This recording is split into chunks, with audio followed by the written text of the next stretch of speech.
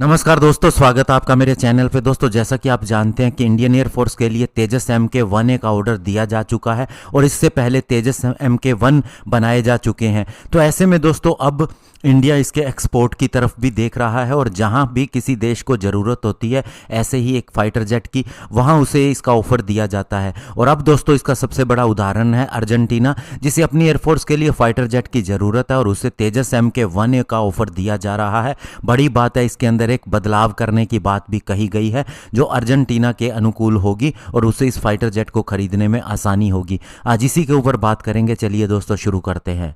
तो दोस्तों इस समय अर्जेंटीना अपनी एयरफोर्स के लिए एक फाइटर जेट को ढूंढ रहा है और इसके लिए उसका एक डेलीगेशन, जिसके अंदर पायलट भी शामिल है और टेक्नीशियन भी शामिल है, कई देशों का दौरा कर रहे हैं। अभी रिसेंटली दोस्तों वे चाइना गए हैं, जहां उन्होंने चाइना पाकिस्तान के द्वारा जॉइंटली बनाया गया JF-17 थंडर फाइटर जेट को देखा है और वहां उन्होंने कई तरह से इसका इवैल्यूएशन किया है, जिसके अंदर दोस्तों सिमुलेटर पे इसे देखना है, इसके कॉकपिट की प्रैक्टिस की गई है और साथ ही इवैल्यूएशन फ्लाइट टेस्ट भी किए गए हैं।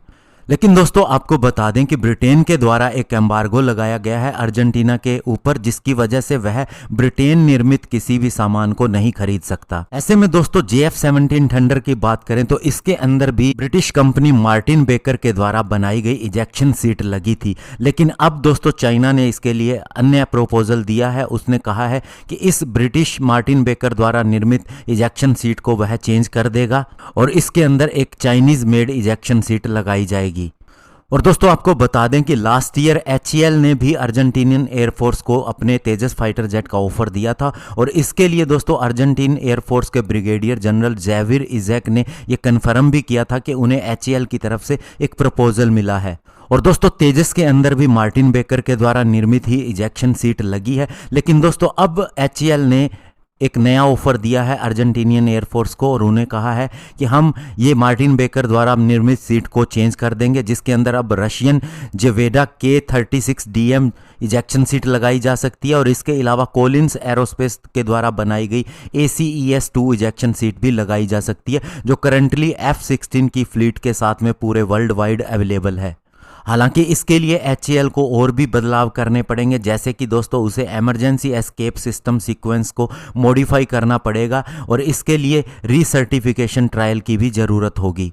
लेकिन HAL ने कहा है कि वह सारी चीज़ें सही कर लेगा और अर्जेंटीन एयरफोर्स के हिसाब से ही फाइटर जेट को निर्मित करेगा। तो ऐसे में दोस्तों अर्जेंटीन एयरफोर्स के सामने अभी काफिर NG, तेजस MK1, JF-17, F-16AB का ऑफर है। अब ये देखना होगा कि वे कौन से फाइटर जेट को सिलेक्ट करते हैं।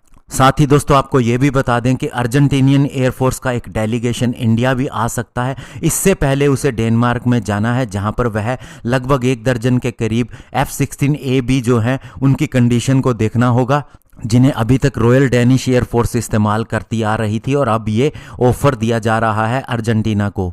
तो ऐसे में दोस्तों देखना होगा कि तेजस MK1 को अर्जेंटीना सिलेक्ट करता है या नहीं। धन्यवाद, जय हिंद।